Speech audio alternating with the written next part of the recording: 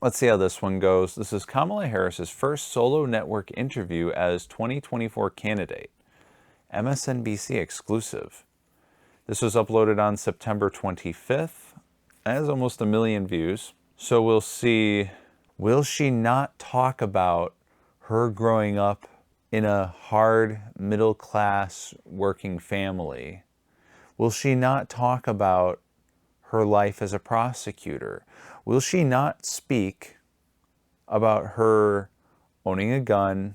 Will she not speak about October 7th, that day when people died? Will she actually say something of substance? That's what we're here for. 2, 1. Boop. All right. Let's rock and roll, ladies and gentlemen. Madam Vice President, you just laid out your economic vision for the future. Yeah. But still, there are lots of Americans who don't see themselves in your plans. For those who say these policies Almost feels like the aren't opening for was me, cut. what do you say to them? This is the full Well, video, I if think. you Didn't say part are 1. hardworking, if you have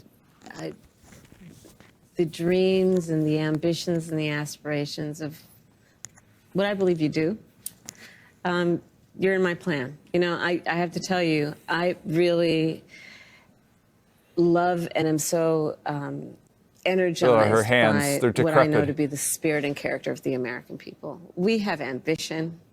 We have aspirations. We have dreams. We can see what's possible. We have an incredible work ethic. She's talking about absolutely nothing at all. But not everyone has the access to the opportunities that allow them to achieve those things. But we don't lack for those things. Yes, we do. We do. We do. Stop. But not everyone, you know, gets handed stuff on a silver platter. And so my vision for the economy, I call it an opportunity economy, is about making sure that all Americans, wherever they start, wherever they are, have the ability to actually achieve those dreams and those ambitions, which include from... You have to talk about what those dreams and ambitions are. What are they? She's talking about competing with people who have things handed to them on a silver platter. What is that definition? Tell me what those dreams and ambitions are. And your plan will help people. Like, well, what if everyone wanted to be a rich millionaire, right? Or let's say everyone wanted to have the equivalent wealth of someone who makes, let's say, $500K a year. Like, that's pretty good. Making $500,000 yearly. What if that's what most people's dreams and ambitions are? I think that is what most people would probably want. I know a lot of people don't want to be too rich. I don't know what most people would like to comfortably earn. Is that what she's talking about? Just living comfortably? Because I feel like that would make more sense. People want to live comfortably. But she's talking about dreams and ambitions. Dreams and ambitions, to me, go above living like nice and comfortably. Like, you can afford a home, you can afford food, you can afford a car, you can like have all these nice things that, you know, help you throughout life. Dreams and ambitions. Let's see. Middle class families, just being able to know that their hard work allows them to get ahead, right? I think we can't and we shouldn't aspire to have an economy that just allows people to get by. People want to do more than just get by. They want to get ahead. And I come What from does the that middle mean? class. Look, my mother raised my I sister came from the and me. middle She class. worked hard. She saved up. By the time I was a teenager, she was able to buy our first home. Oh, shut up. You said this. Oh, damn it. Damn. Crud. This is what happened last time. I regretted it last time, and I'm regretting it again. At least this one's only 24 minutes. The last video was 47 minutes, I think. The middle class thing, though. Oh my gosh. And she said nothing leading up to that. People want to get ahead. I can almost read her like a book. All right, let's do this. You know, home ownership for too many people in our country now is elusive. You know, gone is the day of everyone thinking they could actually live the American dream. So part of my vision for the economy is let's deal with some of the everyday challenges that people face and address them with common sense solutions, such as affordable housing. Over What did the that have last to do 4 with years, ambition there and have been dreaming? tremendous economic wins. And Okay. Nothing she said in those first 2 minutes and 15 seconds made any remote sense. They were so disconnected. People are dreaming. They don't just want to get by, they want to get ahead. Whatever the something that means. you've just laid out a big plan. But still, polling shows that most likely voters still think Donald Trump is better to handle the economy. Why do you think that is? Well, here's what I know in terms of the facts. Donald Trump left us with the worst economy since the Great Depression when you look at, for example, the employment numbers. It was during COVID, and employment was so high because we shut down the government, we shut down the country. Even before the pandemic, he lost manufacturing jobs by most people's estimates, at least 200,000. He lost manufacturing plants. Ask the auto workers how he lost auto plants. We have grown over 20 new auto plants. He has an agenda. Let's just deal with right now going forward, not to mention what happened in the past. He has an agenda that would include making it more difficult for workers to earn overtime, an agenda that would include cutting off access to small business loans for Make it harder for people to work overtime. Didn't he say no tax on overtime? I'm not super well versed with Trump's policies. I'm definitely not with her. I've watched way more Kamala than I have Trump. She's saying things, but none of them make any sense. small businesses, an agenda that includes tariffs to the point that the average working person will spend 20% more on everyday necessities and an estimated $4,000 more a year on those everyday necessities, to the point that top economists in our country, from Nobel laureates to people at Moody's and Goldman Sachs, have compared my plan with his and said my plan would grow the economy, his would shrink the economy. Some of them have actually assessed that his plan would increase inflation and invite a recession by the middle of next year. So the facts remain that Donald Those are definitely not facts. Those are totally biased assessments. You can clearly tell, especially by the way she's citing them. That's the equivalent of her saying that she has prominent Republican support by citing Liz Cheney and Mitt Romney, Dick Cheney as well. But it's like, you think you sound smart, but you're not. Trump has a history of taking care of very rich people. And I'm not mad at anybody for being rich, but they should pay their fair share. But tax cuts for the billionaires The and the interviewer top is just like- corporations in our country.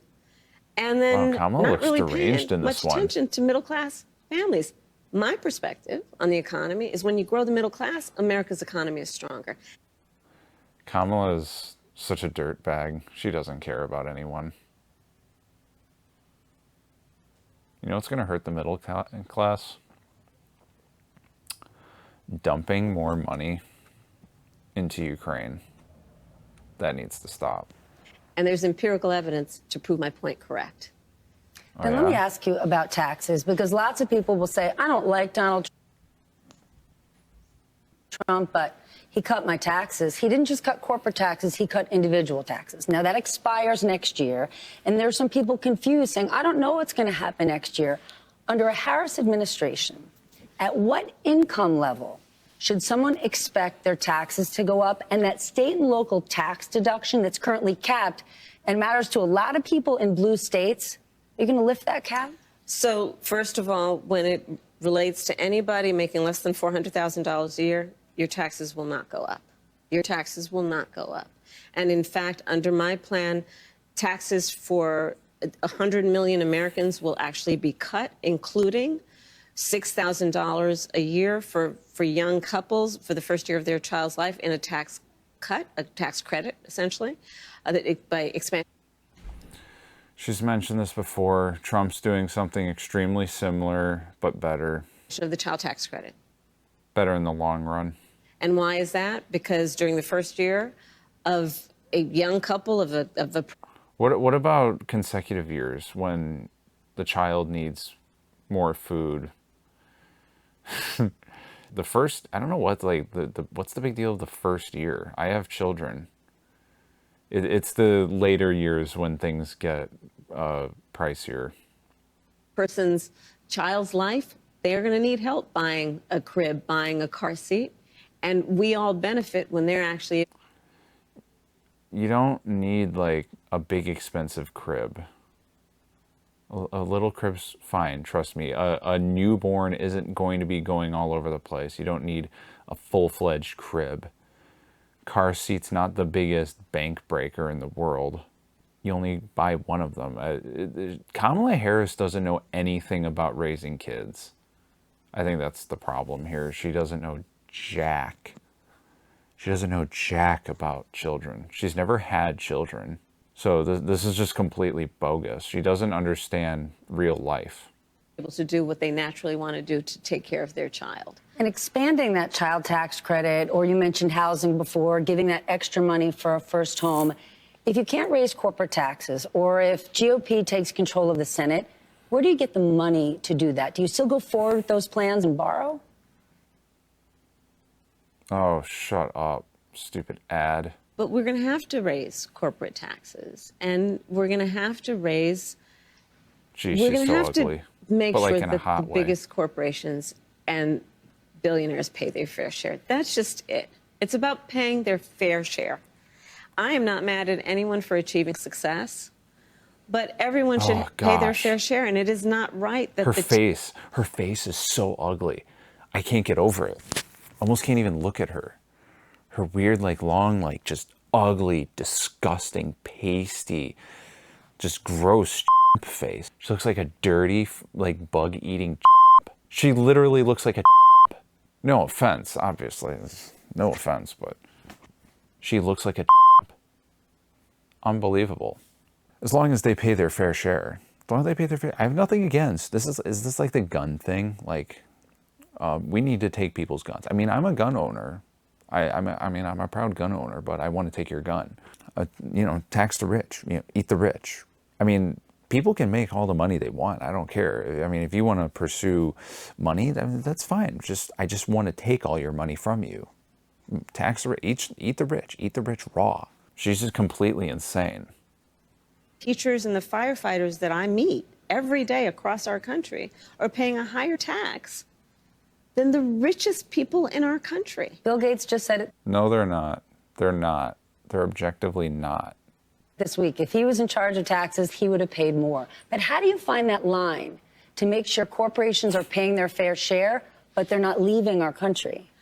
Well, listen, I work with a lot of CEOs. I have spent a lot of time with CEOs, and I'm going to There's a big difference between me paying 10% tax on $100 and Elon Musk paying 1% tax on $500 billion. There's a lot more money involved.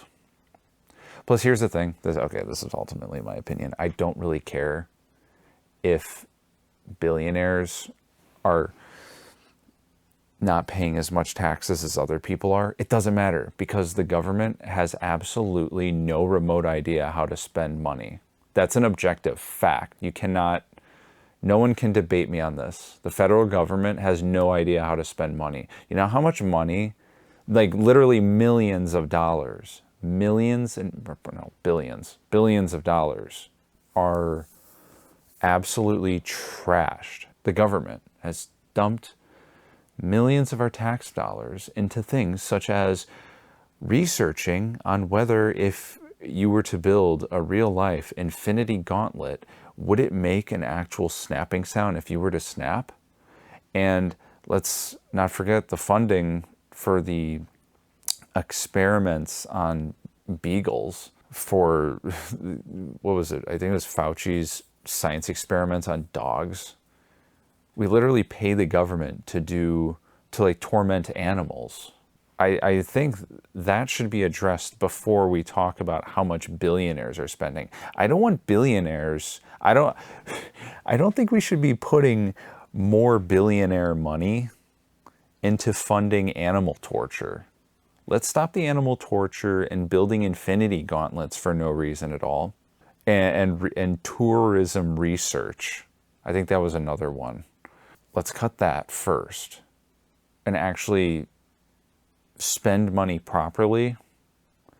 Then we can start having conversations about taxes and stuff like that. But as it stands, it's just, there's bigger issues, drastically bigger issues. I mean, we throw money around like it's absolutely nothing. Yet she has the audacity to talk about the middle class being cheated on by billionaires. Who cares? We're all getting cheated on. The end. Tell you that the business leaders who are actually part of the engine of America's economy agree that people should pay their fair share. They also agree that when we look at a plan such as mine that is about investing in the middle class, investing in new industries, investing in bringing down costs, invest in entrepreneurs like small businesses, that the overall economy is stronger and everyone benefits. Part of my plan for the economy is investing in new industries in a way that we have active partnership with the private sector. I've worked with the private sector my entire career. Even as vice president, working with some of the biggest banks and biggest tech companies to increase by billions of dollars the money going into community banks to increase access to capital for small businesses. Why do those biggest corporations and CEOs do that? Because they know those kinds of investments, like in our small businesses, in startups and entrepreneurs, actually strengthens America's economy overall. Ridiculous. She makes so many different faces while she talks. At least Trump, it's like, okay, you look at him, he just has his Trump face. Kamala Harris has, like, her face is so distorted. I couldn't imagine what's going through her brain to make her like so many expressions and move around and ugh.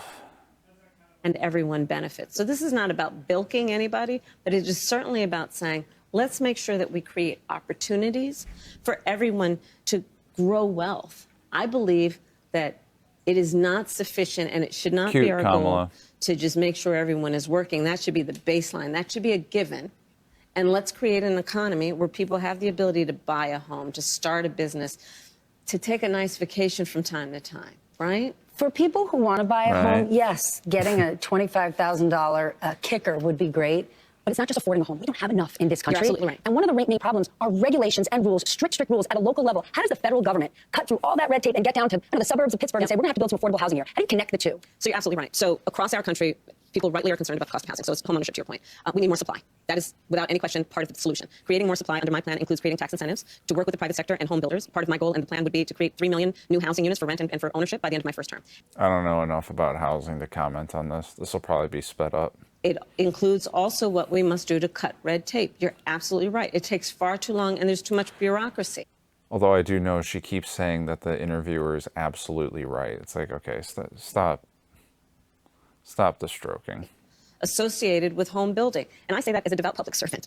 I know that we have to reduce the red tape and speed up what we need to do around building. And that is going to require working from the federal level with state and local governments. And it's going to be different in different places, depending on the needs of that community, the needs of that local government, that municipality, but working in consultation and coordination and also around incentives that we can create. For example, some of the work is going to be through what we do in terms of giving benefits and assistance. Okay, let's just take a moment to just look at her posture.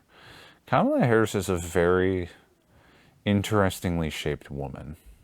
Okay. Her shoulders are going above her neck, almost, and she has an interesting spine curvature. She shrugs a lot. Kamala probably has, like, ripped traps, if I had to guess. Just by looking at the way she's always doing this, she probably is very veiny, maybe even, bulging trapezius muscles, and she might have decent lats. Her shoulders are quite big. They're probably shoulder pads, though. I was going to say she probably has some pretty striated caps, but she's a very, like, dumpy woman. She will not hold up when she gets older, by the way. I can clearly see it. I know about health and fitness. Kamala Harris isn't going to make it. I guarantee it. In the long run, if she becomes president, her body will crumble really fast in those 4 years.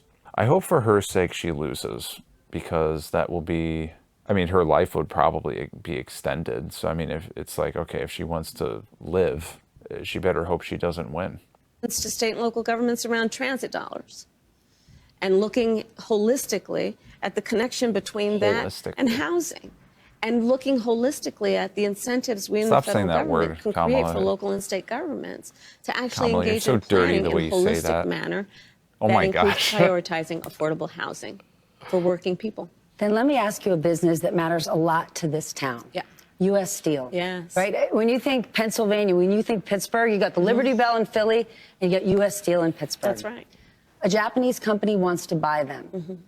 You are opposed to this idea. Many people are. But if the deal doesn't go through, they have said people could lose jobs, they could close mills, they could leave the state of Pennsylvania. I mean, that. Ask her what her favorite Trump body part is. It's like moving the Liberty Bell to Newark. So which is more important? It's most important that we maintain America's ability to have American manufacturing of steel by American workers for a number of reasons, which includes, again, back to the point of growing our economy and how I think about the economy overall, investing in new industries. There is not a new industry that I can imagine that is not going to require steel as a manufacturing of steel as a fundamental part of what it accomplishes. And having American workers in an American company manufacturing that steel for those new industries is going to be critically important, not only in terms of our economy, but also in the context of national security. Most people now realize if we didn't before the pandemic. She's starting, wait. Not only in terms of our economy, but also in the context of national security. Most people. Look at her. Look at that. She's starting to get the John Kerry eye sockets. Now realize if we didn't before the pandemic and the strain on supply chains and an over-reliance on foreign manufacturing, that we have to be intentional about U.S.-based manufacturing. She's so stubby. Of the products that we have to prioritize, steel is one of them. And that's always going to be my priority. Lose 20 Steel pounds. workers matter in this country. Do keto and a 16 and 8 hour fast. Unions matter. Yes. In 2016, Donald Trump connected with unions. He saw them. There was an emotional connection. But what he didn't do was deliver policy. In the last 4 years, we have seen huge wins in this country for unions, but not all unions have gotten behind you. I want to understand, when the Teamsters decided not to endorse you, what was their reasoning? What are they looking for? Well, let me go back to our just previous conversation. I'm very proud to have the endorsement of the steelworkers and almost every other major union in America, because I stand by workers and I stand by the. Let me go back to our just previous conversation. I'm very proud to have the endorsement of the steelworkers and almost every other major union in America, because I stand by workers and I stand by the importance of being able to join a union and to understand the benefit and the value of unions. And I understand the importance of investing in new industries and working actively with the private sector to grow our economy. But I'm asking because there's this idea, we want something more from her. What is it? Well, here's the thing, that back to your point about previous election cycles, Donald Trump made a whole lot of promises that he did not meet, and one would argue broke. Look at Lordstown. He said he was going to... Don't sell your homes. Yeah, don't sell your homes. And what happened? It shut down. Outsourcing under Donald Trump. His policies that are about putting, tens to... I don't know if I can correct her because, as I said, I don't really know much about housing. Hundreds of % tariffs. John Deere. Yes. Yes. So part of the challenge, and I don't disagree that it's a challenge, got to earn the vote of everybody, is reminding people of fact. Yeah. Regardless of what somebody says in a small rally somewhere. And I think that's really important. And that's part of what I'm doing in this campaign, is to remind people, just like here in Pittsburgh, of the reality of who has stood with union labor, who stands for American manufacturing, who stands for American jobs. Can I ask you about tariffs? Because you just mentioned it. It's not just with one company. Donald Trump's sort of big idea is this broad-based tariffs across the board. You and many others have said that would be not only disastrous, but it would be a direct tax on the American consumer. It would be a sales tax on the American people. The independent economists have already measured this by the sales tax of doing a 20% tariffs on all imports that he has described would be a 20% sales tax, in essence, on basic necessities for the average American worker, average American family, totaling almost $4,000 a year. That is no small matter. Here in Pittsburgh, when I'm talking to a group of folks who work here, who live here, and when they hear it might be $4,000 more a year for them, look, people can't afford that. But tariffs aren't unique to President Trump. President Biden has tariffs in place. He's actually looking to potentially implement more. Yeah. Where do you come out on? Is there a good tariff, a bad tariff? Face. Well, part of it is you don't just throw around the idea of just tariffs across the board, and that's part of the problem with Donald Trump. Frankly, his rhetoric. Oh, it's his rhetoric, of course. You don't just throw the idea around. It's like, if you don't throw ideas around, nothing's going to happen. It's like Kamala doesn't understand the business world. Anyone who actually understands the business world understands the concept of throwing ideas around. Trump is literally famous for just tossing around ideas. I should buy Greenland. He didn't do it. He tossed around the idea. You toss around ideas and sees what sticks. It's like, this isn't exclusive to Donald Trump. Literally everyone who is serious about the business industry and whatever, type of business it is, every businessman will throw ideas. See what sticks. Oh, that one stuck. All the others fell, but that one stuck. It's the most common thing ever. I don't know why she's freaking out over. I don't know why anyone freaks out when Trump just says things and just tosses around ideas. It's the most common American businessman thing that everyone still does. And it's complete theater and fakery. When people freak out about it as if it's some weird witchcraft. Oh, you can't just say things like that. You can't throw ideas around. See what she has to say about that. And I say this in all sincerity. He's just not very serious about how he thinks about some of these issues. Oh my gosh, yeah. And one that's exactly must be what I said. serious. She doesn't understand. And have a plan, and a real plan that's not just about some talking point ending in a... It's funny that she says this after earlier talking about how there's all these different types of scenarios and angles and this and that. It's yeah, Trump knows. She understands the surface level, but doesn't understand the under the hood mechanisms that, go into how the world functions and how people communicate. And it's breaking her brain right here, clearly. An exclamation at a political rally, but actually putting the thought into what will be the return on the investment, what will be the economic impact on everyday people. And when you look at my plans, you will see what those benefits will be. $25,000 down payment assistance for first-time home buyers. You know what that means? Then you're creating the ability of that working person to build intergenerational wealth.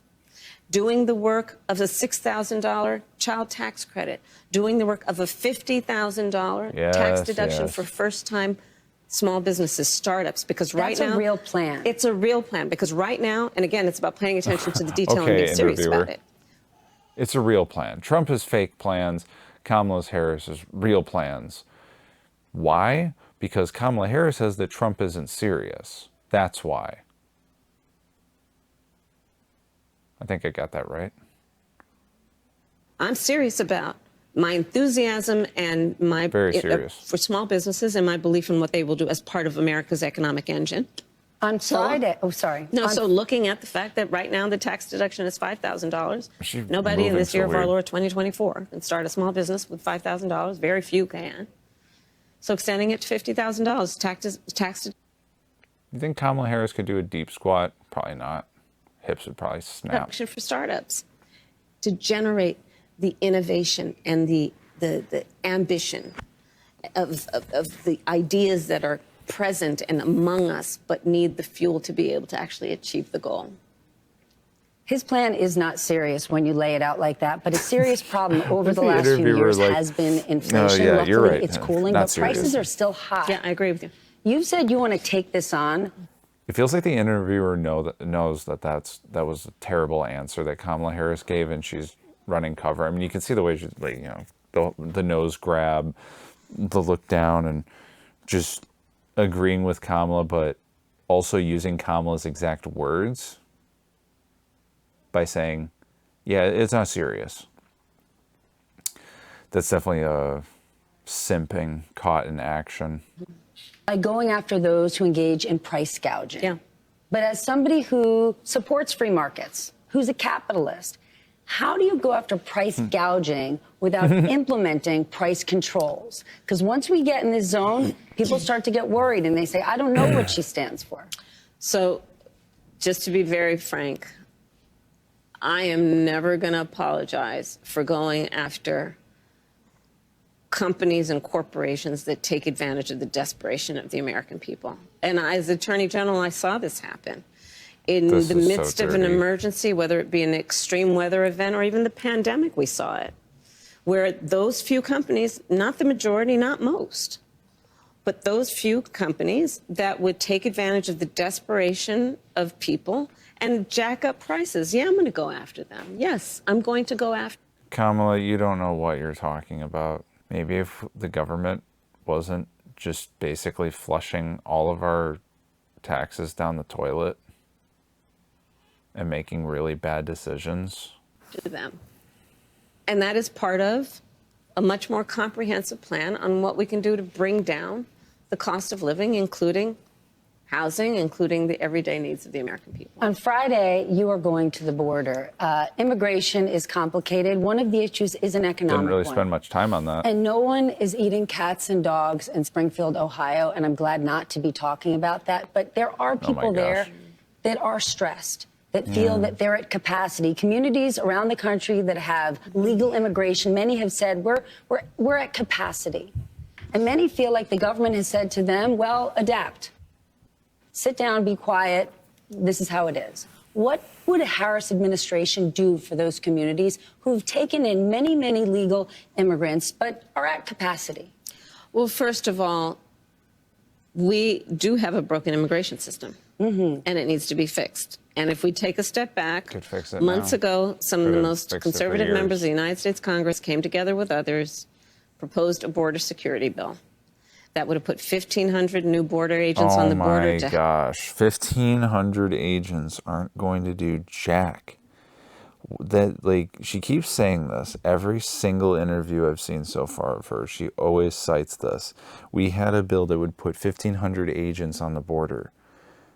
What is 1,500 agents going to accomplish when you have hundreds of thousands of millions of people pouring in? 1,500 people. That's like enough people to fill like a school, maybe 2 schools. No, probably a school, depending on the school. Yeah, that's enough to fill 1 school. What is that going to do to fix the problem? Oh yeah, we'll have a few more people on the border. That'll totally stop the millions. And she asked about communities that are already invaded. Let's see what she'll respond about Help that. those hardworking border agents who are there right now working around the clock. Would have put more Shut money up. into stemming the flow of fentanyl, which is killing Americans around. The effect it would have had would have been so minimal. It's just, from a pure numbers and logic standpoint, 1,500 more agents on the border, that would have slowed things down, yes. But it's not fixing the problem. She says, stemmed the flow of fentanyl. Yeah, it's like, but let's talk about fixing the problem, not very minorly slowing it down and never stopping it. She has no plan on stopping it. Well, let's see. Our country and devastating communities would have put more resources into our ability to prosecute transnational criminal organizations, which in my career I've prosecuted. Oh my gosh, Donald please Trump don't. got word of the bill, realized. I don't know if there's any proof that Kamala Harris has ever prosecuted anyone. I've never seen video footage of it prior to 2003. I've never seen it. So how do I know it's real? It was going to fix a problem he wanted to run on and told him to kill the bill, don't put it up for a vote. He killed a bill that would have actually been a solution because he wants to run on a problem instead of fixing a problem. And that's part of what needs to be addressed. And my pledge is that when elected president, if the American people will have me, I will bring that bill back and I will sign it into law. It's a garbage bill. And how does that fix the problem right now?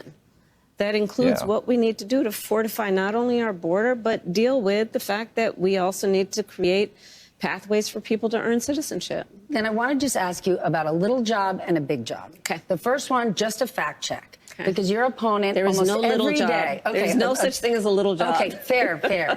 Because your opponent almost every day seems to be talking about this. So I just want to ask you yes or no. At any point in your life, have you served 2 all-beef patties, special sauce, lettuce, cheese, pickles, onions on a sesame seed bun, working at a McDonald's? Yes or no? That's it. I have. Okay. Now the other job. But it was not a small job. Like, I did the fries. I mean, yes. Okay, for a small period of time. But then let me ask you about a big job. But to your point, if you don't mind, before you get to the big job, there's a part of the reason I even talk about having worked at McDonald's is because there are people who work at McDonald's in our country who are trying to raise a family. I worked there as a student. I was a kid who worked there trying to raise families and pay rent on that.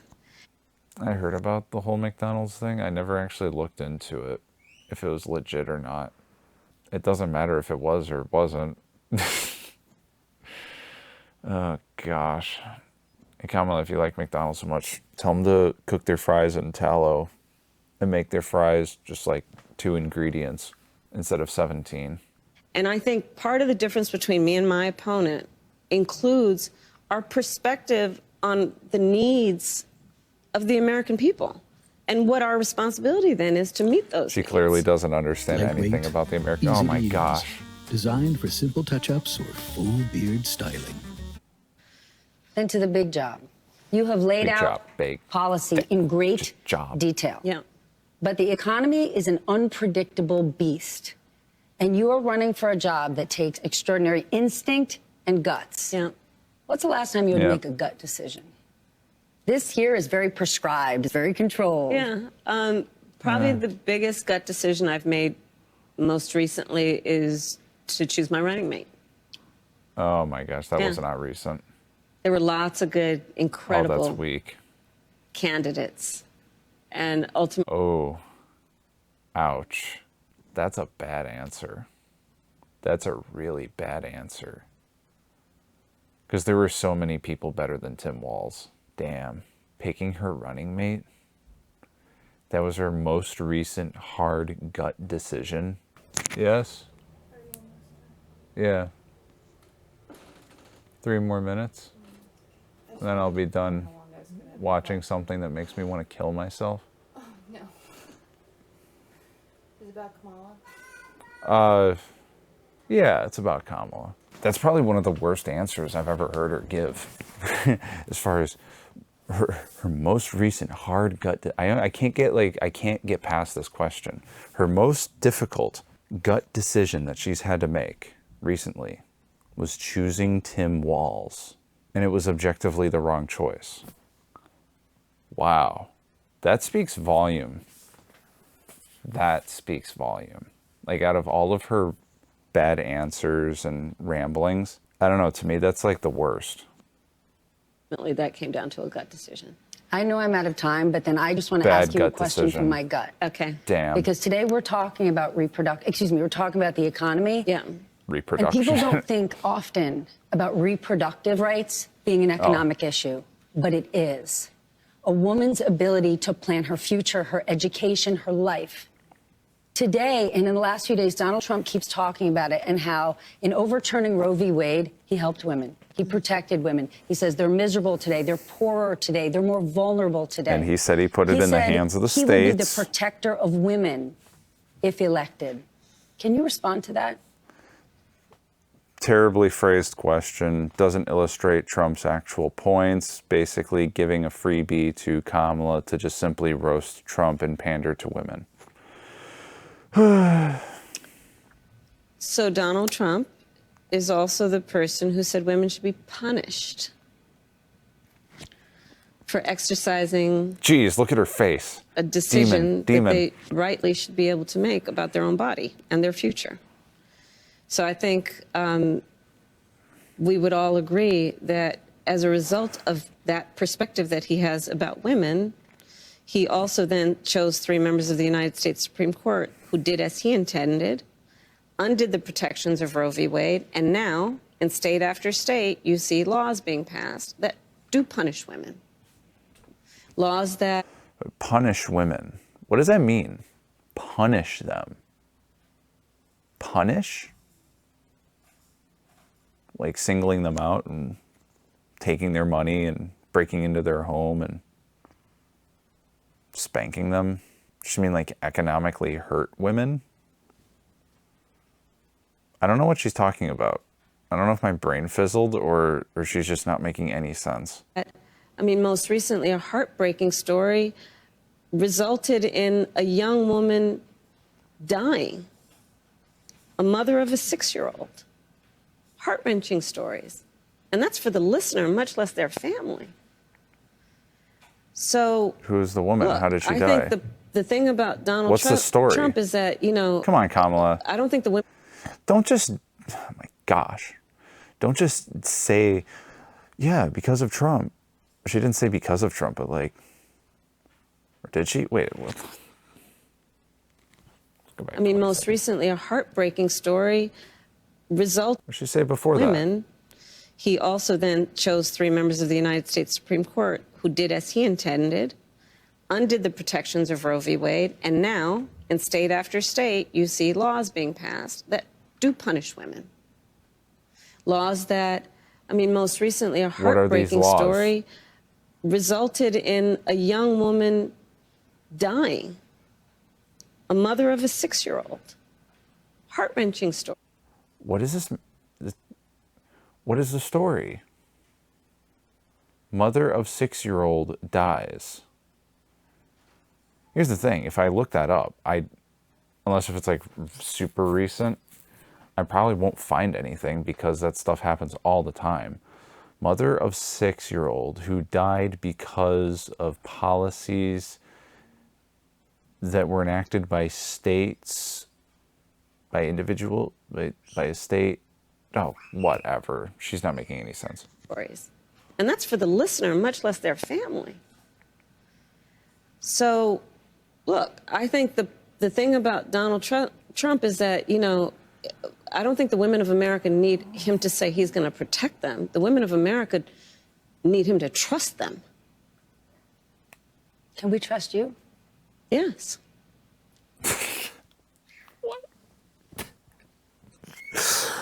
Oh, man. Oh, damn it. That was the easiest thing she could have ever responded to, and I don't know how she absolutely blew it. Wow. She totally blew that answer to the whole question. I was like, yes, women can trust me. Kamala, you can't relate to women. You literally can't. Like, you're a woman, I think. But there's no way you can relate to any women. You have no children. You're barely a parent to some step creature. Yeah, no, Kamala doesn't understand anything about women at all. She hasn't displayed any sort of like intelligence and knowledge about what real life women have to go through. She always cites her mom. I mean, like, hardworking middle class, but that has nothing to do with, like, women. Kamala doesn't know anything about women. Maybe she does, but she's never expressed it in any interview that I've seen so far. So I have no reason to believe that she knows anything about women. Yes. I am not perfect, but I will tell you, I'm always going to put the needs of the people first. Madam Vice President, thank you for your time today. Thank you. No Thank you. shot. Geez, hard cut editing. Damn.